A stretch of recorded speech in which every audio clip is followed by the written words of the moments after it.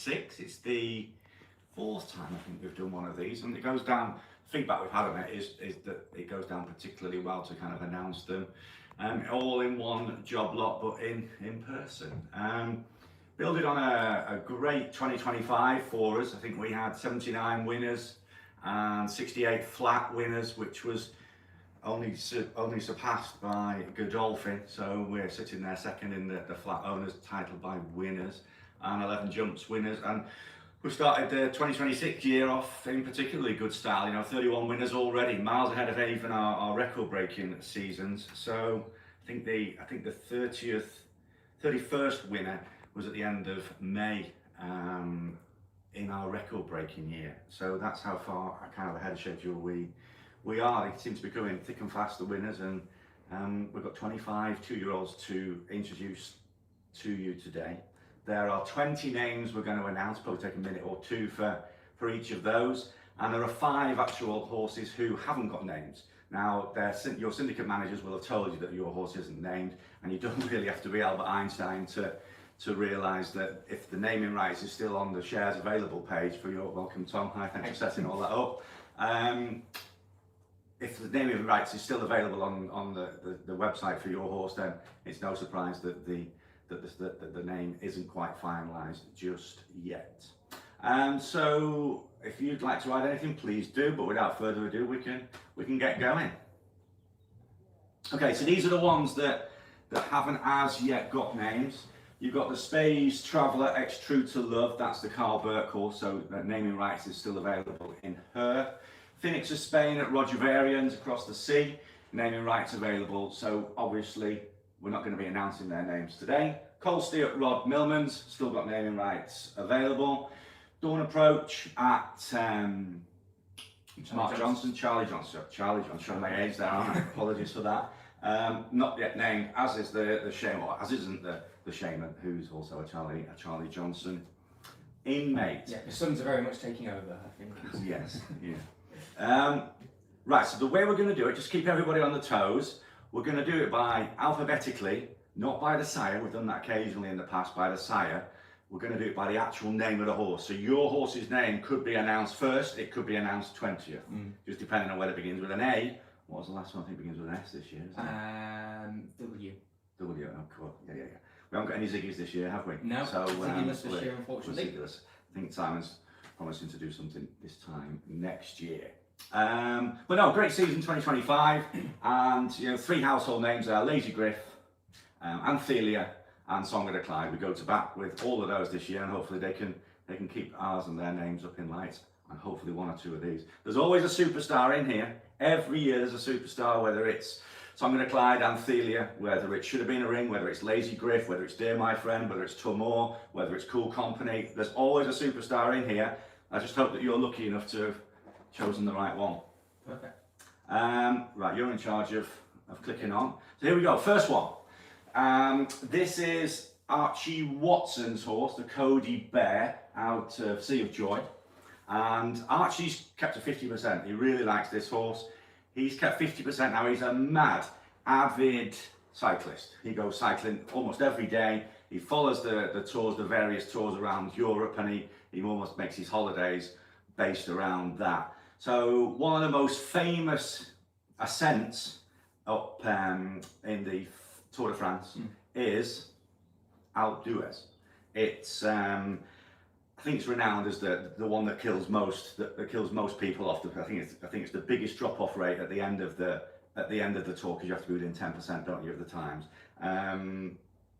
Kills off plenty of cyclists. So Alpe d'Huez is going to be the horse's name. ALPE, new word, D apostrophe HUEZ.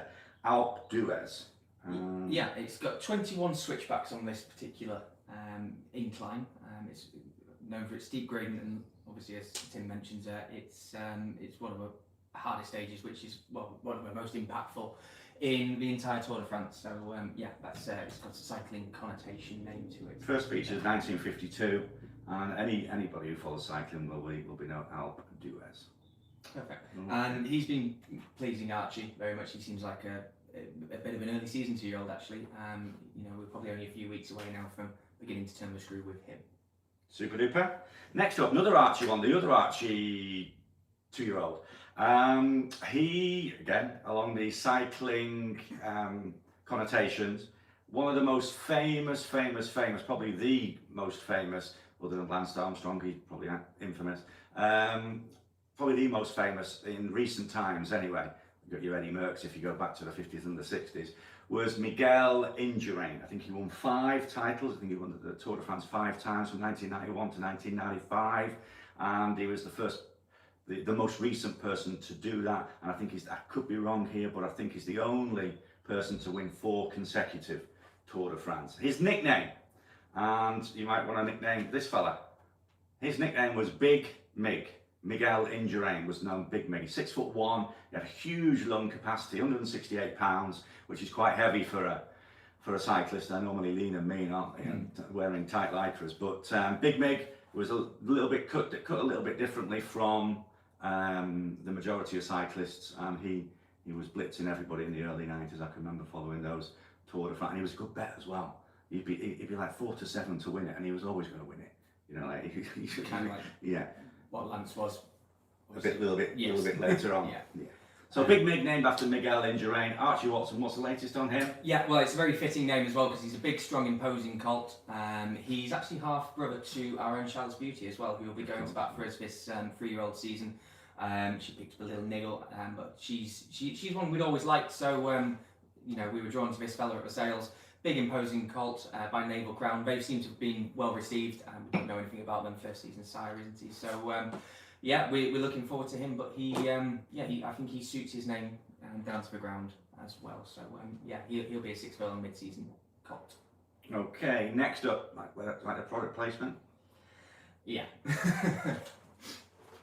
So the next one is our Wootton Bassett colt going into training with Clive Cox.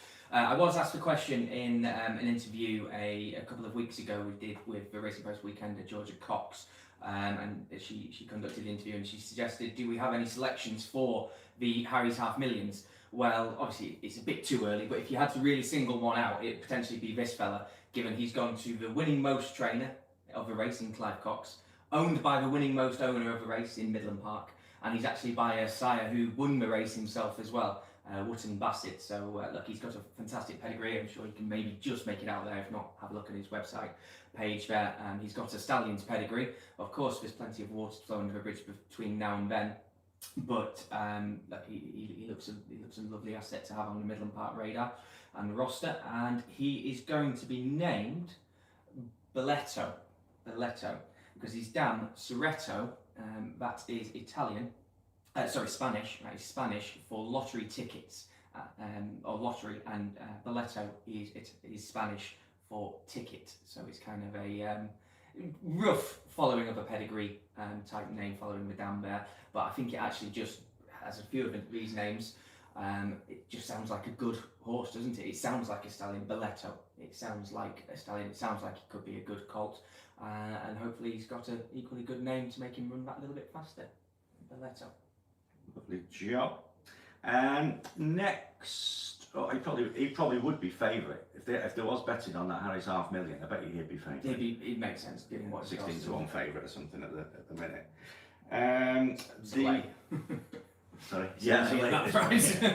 Right. The next up is the Richard Hanna You Better Believe It filly that we only purchased a few weeks ago. Richard had been kind of ranting and raving about this filly for a little while, and he said, Tim, I'll keep half if you buy the other half. So that's what we did, and we syndicated. I think she syndicated in 4 hours. I think it was launched about 5 o'clock, and by 9 o'clock she was full. Gone before bed. It was something like that. Yeah. It's an interesting name. A little story behind it. Apparently Richard, he's named her because he's kept the half, and he's reserved this name for what he hopes is going to be a nice filly. The You Better Believe It filly.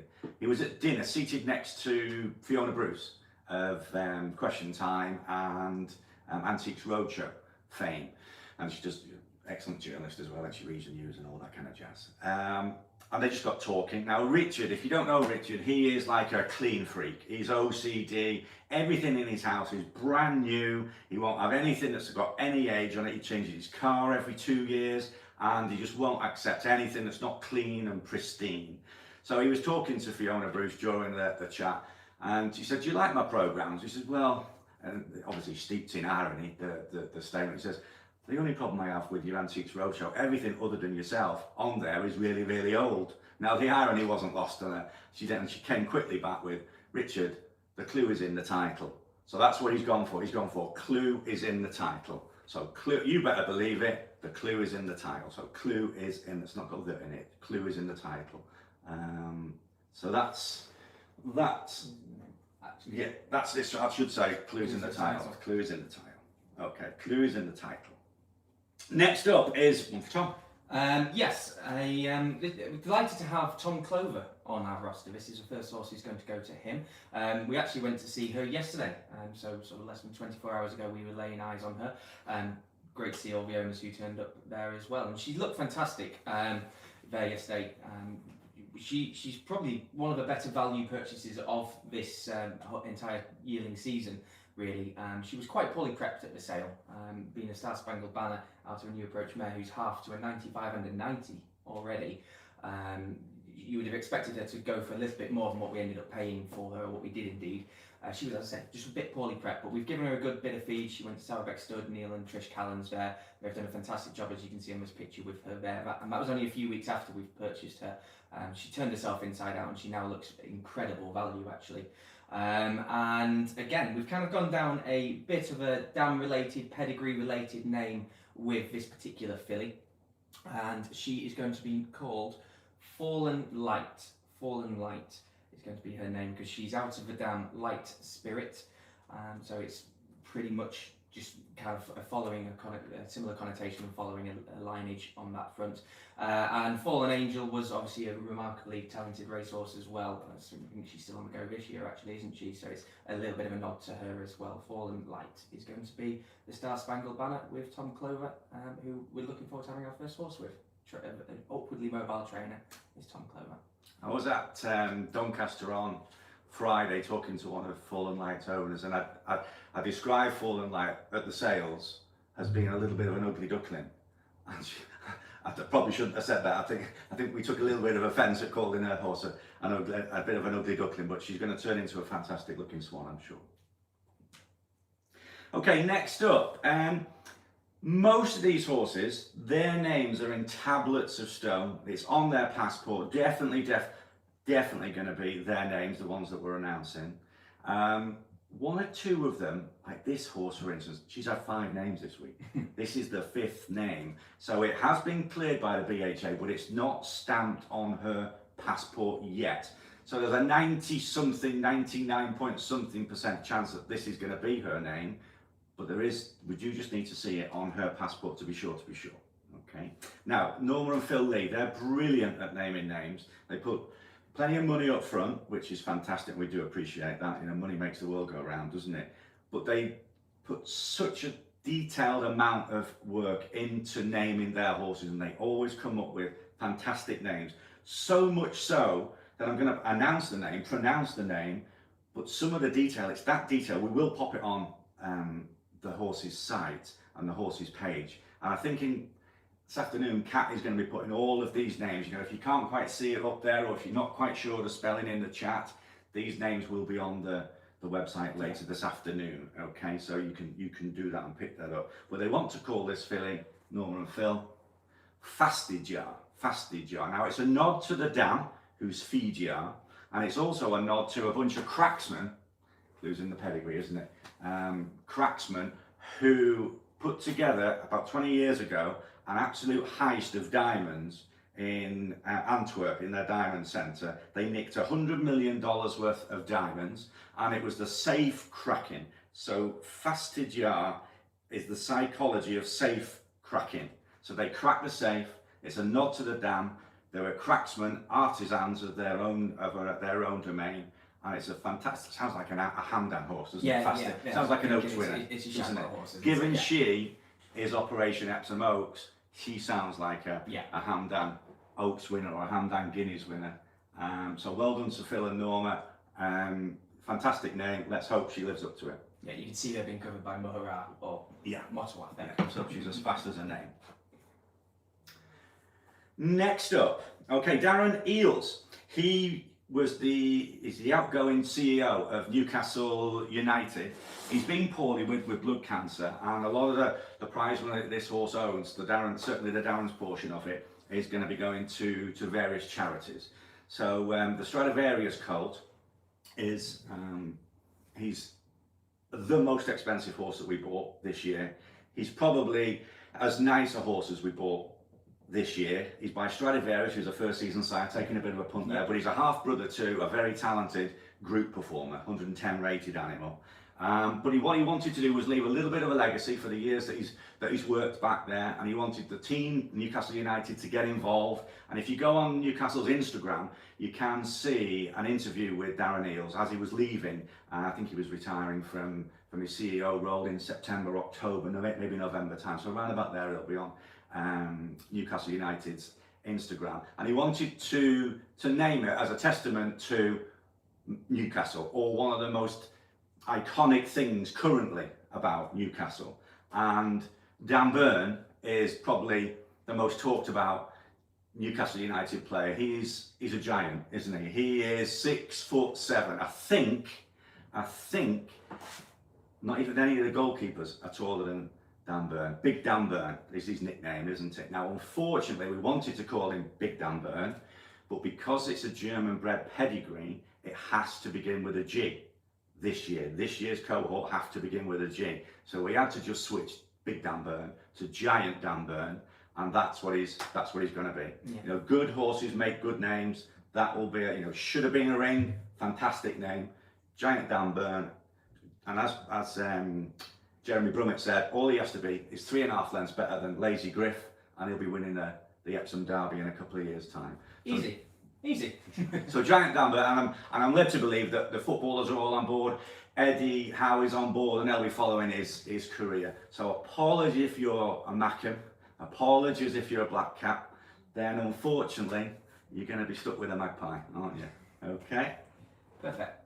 And then following on in a similar charitable vein, the next horse, who is the Ardad colt, who is going to another first-time trainer, a new addition to the roster, Jack Shannon. Obviously, I think it's his third year on the licence in his own right now, is Jack, and he's made a fantastic go of things. Very shrewd trainer, knows what he's got, and kind of works and campaigns his horses accordingly. And this fella looks pretty early. He's probably going to be one of those earlier 6 furlong type races, and looking forward to really getting stuck into this fella. If there was a sort of Ascot type horse, I'd say that he's probably going to be high on your list there. As I say, Simon Phipps has named this horse. It's named after his daughter, Isabel, or Izzy Phipps. And any success that this horse has, that Simon is going to kindly donate 10% of the prize money to Brave Mind, which is a charity dedicated to improving mental health and well-being across the rugby community, and he'll be donating that as a gift from Izzy. So the horse is going to be named Izzy's Gift. I know that's why apostrophe S GIFT Izzy's Gift. Izzy's Gift. Hopefully he's a lucrative earner, and we can get some money over to some to a worthwhile charity, as well as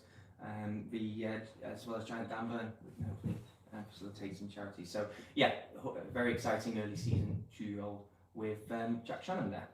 So these explanations that we're giving, there is actually a little bit more detail in some of the things that we're reading here. We will plonk these on their respective pages so you can read the absolute detail. We're paraphrasing and probably not representing in some occasions the true depth of thought that's gone into them. So we'll put those on their respective website pages, and you can read exactly all the detail. Next couple up. Next one is the Sir Mark Prescott horse, Without Parole colt, named by Dan Collins very kindly. Thank you ever so much for that, Dan. And he's named it after his late grandfather, who always wanted to own a share in a racehorse or a racehorse, but never actually managed to. So it's in memoriam of Dan's grandfather, and he'd like to call it, because it was Maloney's dream. It was his dream to own a racehorse. He wants to call the horse Maloney's Dream, which is a fantastic name. It's what we all wake up in the morning. You're dreaming of you're dreaming of winning a race, you're dreaming of winning the Derby. So Maloney's dream is to own a racehorse and hopefully a winning one to boot. Perfect. Okay. So hopefully hopefully we can get some wins there, and that'll be a fitting tribute, I'm sure. Now the Starman, I think again, as Tim has just touched on there, look, there's quite a bit of detail in this name, so again that will appear on his site in full there, so you can have a good delve into that. But obviously, I'm conscious that we don't want to keep too many people for too long on a Sunday afternoon. So the Starman colt going to Eve Johnson Horton, who as yet actually hasn't trained as a winner, but she has trained as a runner-up in a very valuable sales race. 28 grand for coming second. Yeah, exactly. And I think he'll be a very interesting horse to follow. If you're looking for a dark horse, actually, I would say Court Alert could quite easily be one of those for next season. Actually, he ran a huge race in the sales race, and he's actually still a maiden, as we say. So and he is. He is a very dark horse, isn't he? Well, he's nearly black, isn't he? Yeah, and he is half to believing that she got better of age. So he could actually just be a little bit of a dark horse for yourselves there this term. And obviously Starman is a sire who's made a fantastic start, an imperious start really, hasn't he? Carried all before him last season. And we're delighted to secure this Starman from leading consigners Tally Ho. They need no introduction, and as they stand the stallion themselves, don't they, as well? And he has been named by Philip Byrne, and he obviously, as I say, will touch base on put the full names and reasons behind him on the list. But he is going to be called Must Be Serious. Now, Sirius, if you're not aware, I wasn't until Philip very eloquently explained it to me. Sirius is the brightest star in the sky, and hopefully, if this fella is the brightest star in the Middleham Park cohort, then he must be serious, mustn't he? If he's going to be the best of the Middleham Park 2-year-olds, they've always got a superstar or two in there. So the serious basis must be serious. Being by Starman. There's all the dots joined up for us. Exactly, all the stars are aligned. Thanks again, Phil. Oh, by the way, Phil named Wixie. He's pretty good with his names. He named Wixie after a former friend of his who again very sadly passed away. What a success story he has been lately. He won the February bonus, didn't he? A share of the 70 grand bonus that he's got. So almost from nowhere, Wixie's won 3 in a row, and he's probably going places. He's a half brother to Dear My Friend, so who knows? He's only rated 60 odd at the moment, so who knows where that winning thread could end up finishing. Who knows? Maybe even Cheltenham. He's going to be jumping tyres and poles pretty soon. If you spend too long in Middleham in Ben Haslam's care, or Patrick Haslam going back donkey's years, it's not long before you end up seeing some poles, some tyres, and some 8 flights of hurdles. So he'll be doing it, and I don't think we've had many horses with a better head carriage than Wixie. God, he's just Silky Wilkie, Wixie. If you want to pop in the chat somewhere there, a horse that's got a better head carriage than Wixie and Silky Wilkie. Good luck to you. Yeah, no, exciting. Okay, another new addition to the training roster here at Middleham Park this term. Obviously, we're always looking to improve and cast our net a little bit further and a little bit wider and see what we can catch. And Harry Eustace had a fantastic season, but in particular 1 week in June, didn't he? Where he won. 3 great ones, wasn't it? Yeah, including with sprinters, older horses as well, so he was incredibly versatile. And he's a trainer who's been on our radar for a little while, and we're just kind of waiting for the right horse to sync up with. And I think we found an absolute weapon of a horse here with his Sergei Prokofiev. He's a stallion who we've done very well with. Song of the Clyde is fine. Sergei Prokofiev. I think this filly was probably in the wrong sale. I think she'd have really stood out in book 2, but she was from the Somerville sale. So in turn she qualifies for the Somerville auction stakes and the October bonus, the October races as well, the 7 furlong ones, which she looks primed for. And given that we are self-confessed sales race kings, it's always nice to have a bit of an angle. Specialists. It's nice to have a bit of an angle for those. So delighted to have Harry on board, and this filly settled in very well, very straightforward. And again, we've gone down a bit of a dam-related, pedigree-related name with her. And she's a big, strong filly, so we wanted to give her something pretty imposing and pretty powerful. And the dam is Tresserella, which is Italian. That means is little sister. So we've kind of gone down the Italian route again, and we're going to be calling her Nuova Stella, which means new star in Italian. So hopefully she can be a new star for us. Like your style. So that's for Sergei Prokofiev. Quality then, Nuova Stella. And she's got a lot of quality about her, Nuova Stella. And looking forward to having Harry Eustace on the roster. What's up next, Tom? Lucky Vega. Lucky Vega at Richard Hannon. Okay. Lovely colt. In fact, one thing I was going to say, we have a saying here, January schmanuary. You know, when a trainer starts to tell you in January they think they might have a nice horse, it's probably too soon. We have a saying here, February schmebruary. When a trainer starts telling you they think they've got a nice horse, don't take any notice. It's March and April. When they start telling you in March and April, I think you've got something. So all of these horses are really unknowns. You know, we don't know what they're capable of. For the first time yesterday, Richard Hannon said to me, that Lucky Vega, they keep mentioning it over at Everley. So there's just a little whiff there of... Unfortunately, he was a day too early. Yeah, he should have left it till today, then I would have believed it. Steve Gould has named this horse, and it's a really good name. He's actually in the paper industry. He buys and sells paper, and he'd like to name the horse Pay Per View, which I think is a great name. Could be box office pay-per-view, couldn't it? Could be box office, couldn't it? That name. Hopefully, he'll win reams and reams of races for Steve and the pay-per-view owners. So pay-per-view is named after Steve, named after his company, who deals in businesses, in the newspaper business, the paper business. And we'll pop the further explanation and detail on his website a bit later on. But yeah, just a little whiff of something coming through there. And then I think we have the Persian Force filly. Yeah, back to Phil and Norma. Yeah, filly. That looks like a colt, doesn't it? Back to Phil and Norma Lee. Another great name, Pashada. Now I'll read verbatim here rather than lose any thread. The name Pashada takes its, is what Norma's written for me very kindly. Thank you, Norm. The name Pashada takes its roots from the Middle East. It stems directly from her sire Persian Force. The double A in Pashada emphasises the pronunciation, and we thank you ever so much for coming up with yet another quality name. Again, you could see that winning a or an Albany or a Cheveley Park Pashada. Very much so. This filly, she's by Persian Force, who won the July Stakes. He won the Brocklesby. Again, another first season sire. Yeah, by Memas.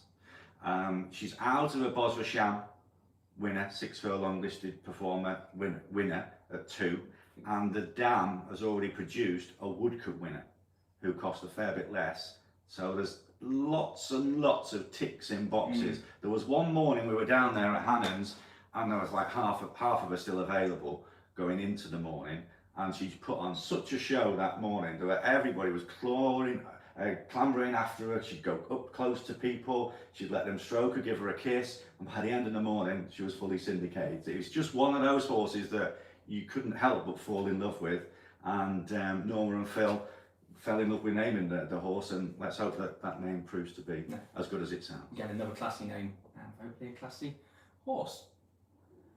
The Phoenix of Spain, welcome back for Coles. There's a couple of years where we didn't have a horse with them, but delighted to have them back on the roster, and I think this is a fantastic horse to re-link up with as well. A Phoenix of Spain, obviously he's done very well himself with Hartem, and Bobby Benu from ourselves as well. You know, he's a horse who we're looking forward to going to all the big handicaps with this season, 7 furlongs, maybe 6 as well. So delighted to have this classy looking colt in training with the Coles. And he's going to be named by a long-standing member of the Middleham Park family in Keith Denham, and he's gone down a slightly Denham family connotation with his name. As I'm sure many of you are well aware if you've met Keith and his son Tony as well. They've got another son with a fantastic name, Tom Denham, and we're delighted to report had Tom has had a child, not himself, of course, but him and his partner have had a child. He played his part. He did, didn't he? And obviously it's Keith's first great-grandson, Tony's first grandson, and obviously Tom's first son. So this horse is going to be named Rupert the Brave. No prizes for guessing what the grandson or the great-grandson is called. Yeah, great name, Rupert the Brave. Sounds like a real warrior, doesn't it? Exactly, and he looks like a warrior as well. So no, delighted to have this horse and that name. Thanks again, Keith, as ever, much appreciated. On to another horse with Clive Cox. Obviously, we've got the Wooden Basset and then a Minzal this year, who is actually a Shadwell stallion, isn't it? We've kind of been mentioning Shadwell connotation names previously. And I think it'd be fair to say that this horse was probably paid for with Song of the Clyde's earnings, really. He was bought from the same sale as what Song of the Clyde was, and he's named by the same gentleman who named Song of the Clyde. So hopefully he's as lucky as what Song of the Clyde was. And that's Mark Parker. So thank you again for your continued support, Mark, and fingers crossed for the season ahead. The name is a link to both of the horses' parents. Minzal means brought forward, but brought from above, and Maybride, the dam, it seemed to work. That is also a track off Lou Reed's classic 1972 Transformer album. So if you put the combination together, brought from above, and the Lou Reed album, Mark has come up with Satellite of Love. Satellite of Love. I think I'm going to go as far as to say these are probably the best set of names we've had. Yeah, comfortably, I'd say. There's very few left field names, aren't There's a lot of thought gone into it on many different levels, and they work on a lot of different levels. And ultimately, I kind of have a test as well. Whenever someone sends a name through, you just go, does that sound like something you can shout? Does it sound like, oh, it's by or it's out of? And I think the vast majority, if not all of these names, pass that test. Be out of or by, by the sire, or out of that mare. I think they all pass this test. By Satellite of Love. Sounds like a stallion's name. There is that saying, of course, isn't there? Good horses make good names, and not the other way around. You can name it as lovely a name as you want, it doesn't make it run any faster, but hopefully there's some correlation between the fact that these are great names and how fast they'll run. So we've got another Sergi called... Hope you got your teeth in for this one. Hope you got your teeth in for this one, Tom. Latin, we've got a Latin reference here, and well, I didn't do Latin at school. Didn't really do much English at school, actually, to be perfectly frank. Leading the fifth. But we've got another exciting Sergi in training with Jack Morland, who's obviously made a fantastic start of his fledgling training career. So we're looking forward to getting this fella out. Seems early enough, hopefully, and fingers crossed we can have a bit of action with him. Now I'm going to butcher this. Should we put it up? Yeah. That's there it is.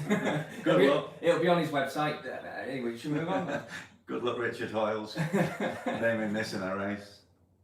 Spes Durat Avorium. You know everything we just said 5 minutes ago about these names? it could end up being a good name. The Latin translation is "Let the hope of our ancestors endure," which is quite poetic and obviously very Latin. I think it was a motto, Kimbolton School, I think is its motto, so I suspect the namer has probably graduated from Kimbolton School, I would imagine. But "Let the hope of our ancestors endure" is that. Lovely job. Very poetic, very prophetic, hopefully not pathetic. Very good. Supremacy Ragtime Dancer. Yeah, this was no naming rights sold in this fella. Lovely colt for the money.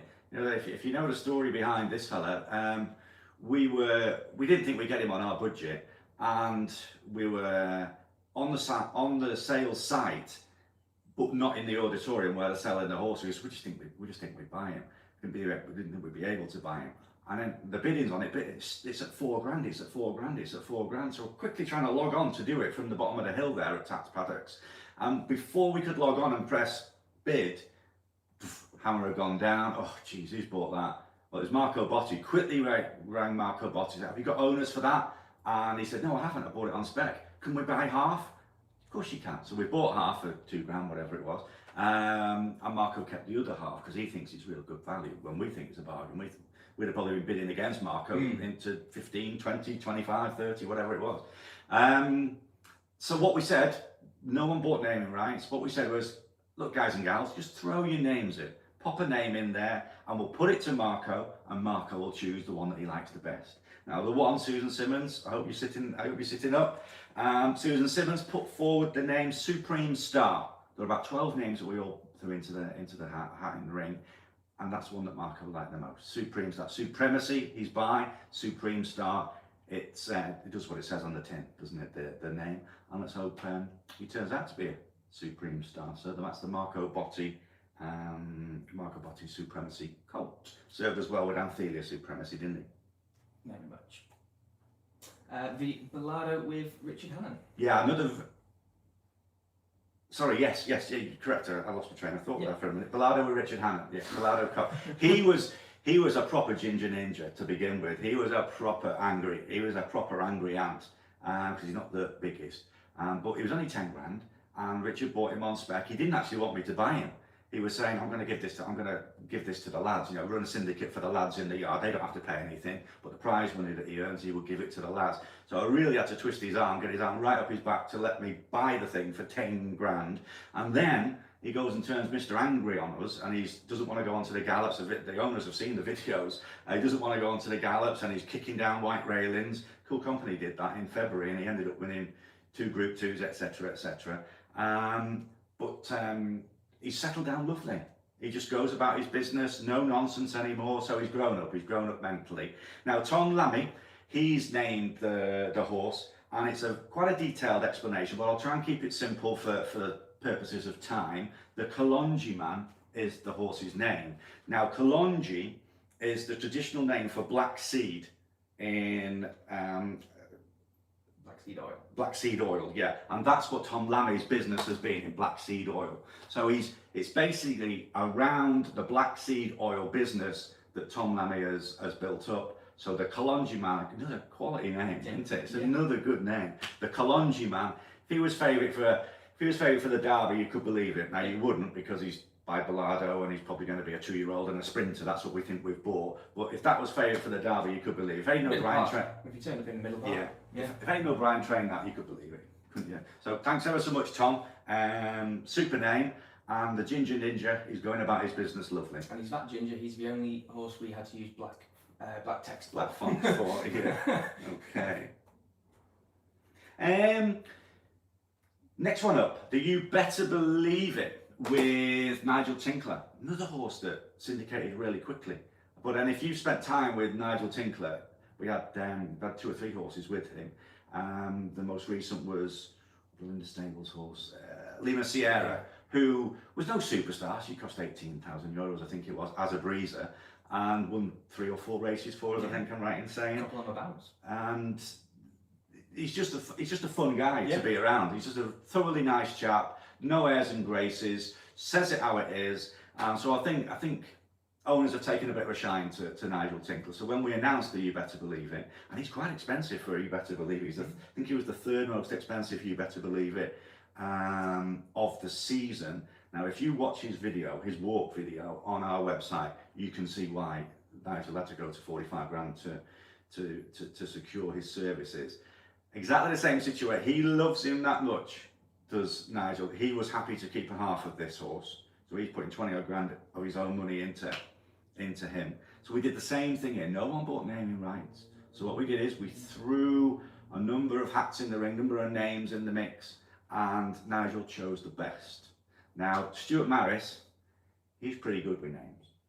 He named Blinded by the Lights, Rebel Empire, and 2 or 3 others, but they're good, strong names. Athenian Spirit, yeah, he named it. So good. He's one of these, a bit like Norman and Phil, very good, a bit like the Denhams, good at naming horses. So Stuart's, just the one that he threw in there, was what we're going to actually call this horse. He's You Better Believe It, You Better Watch Out. That was the one that Nigel thought was the best of the 12 or 13 names that we put for him. So his opposition, You Better Watch Out. Okay. Very good. And I just noted that he's in black font as well. I believe this is the last, the lucky last I would suggest. And another Supremacy, who obviously we've had plenty of success with. With Anophelia, made a good start to his career. This is his second season now, and out of the mare Tamara Love going to Hugo Palmer. Hugo's, well, he's joint winning most. 2-year-old last year was joint with Anophelia, wasn't it? 5 wins each. Yeah, and he won the Red Car Sales race as well. And obviously we've had horses with Hugo. We've had good success with Hugo. We've had an Irish Guineas runner with The Rastafarian. Yeah, so Sold him to Hong Kong for a quid. exactly, and obviously we've got a lot of horses there, and we've had a lot of success together. And Knowlton's Cross. Knowlton Cross, who What's came back that? after a 2-year layoff to win Shade Cozy, and probably heads for finals day as well. So delighted to have another horse in at Manor House with on Michael Owen and Hugo's watch there, and Adam Beattie. Delighted to have him. He's got a bit of a history of naming some good Long-standing horses. owner, has a bit of luck as well. Yeah, exactly. So if you're ever wanting your horse to be good, you're delighted when Adam Beattie's involved in Can't your rub horse. Adam Beattie's shoulder. He's a lucky man. He's a lucky man. So hopefully this fella can be lucky, and hopefully we can. He'll be competing on a Saturday, and hopefully we can all have a weekend raw, which is going to be his name. Which is That's the dream, isn't it? quite simple. Having a Saturday horse, a Sunday horse, and one that you can have a shout at either the screen or one that you can have a shout at in person, and welcome him back to the winner's enclosure with a big loud cheer, with a big loud roar, Constitution Hill at Soul style. Perfect. And I believe that concludes.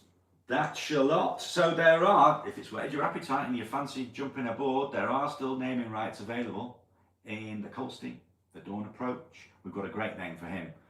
Part of us is hoping that the naming rights don't sell in that Dawn Approach. We've got a fantastic name for him. Should the naming rights not sell, we might indulge ourselves a bit there. Phoenix of Spain at Varians, Shaman at Johnson's, and the Space Traveller at Carl Burke's. So if anything there's whet your appetite or taken your fancy, there's the pictures of them. Obviously that's as a yearling, and they've developed plenty since then. But we've probably taken up enough of your time. It's usually 3/4 of an hour, and that's 3/4 of an hour-ish. So thanks ever so much for tuning in again. We'll leave this up on our site, and All the names will be put on their webpage throughout the afternoon, along with their detailed description, so you can go into a bit more in depth and just have a little perusal around. thanks ever so much. Signing off. Hopefully.